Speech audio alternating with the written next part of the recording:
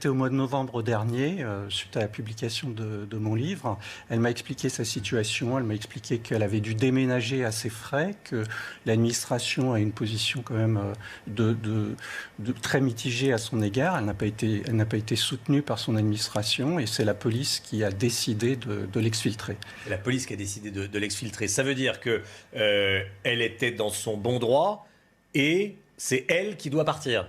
Oui, en 2018, d'ailleurs, ce cours qu'elle avait déjà donné avait été validé par son inspecteur. Donc, il n'y avait absolument aucune discussion concernant le contenu, la teneur de ses propos et son positionnement en tant que professeur. Mais c'est donc elle qui doit partir, oui. Ouais, parce qu'elle a utilisé Soprano, parce qu'en fait, quelques années auparavant, il y a des élèves qui disent, je cite, « Nous les Blacks, nous les Arabes, vous ne montrez pas nos photos ». Elle dit, oui, tiens, effectivement, pourquoi pas, voilà. Après, ça peut être, ça peut être contesté, ça peut susciter la polémique, mais elle avait dit, pourquoi pas, et je mets une photo de Soprano qui est né aux Comores. Oui, nous, les enseignants, nous sommes totalement indifférents à la couleur de peau des personnes et à leur origine. Nous sommes face à des élèves et à des personnes humaines. Ouais. Que dire du rôle de la direction dans cette histoire ?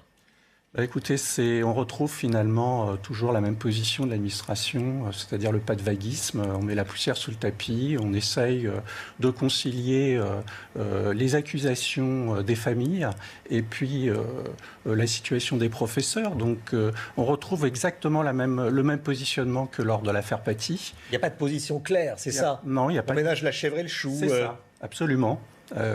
Et donc, c'est cette enseignante qui doit finalement s'excuser et partir. Oui, parce que c'est presque humiliant d'avoir à s'excuser quand il n'y a pas de faute.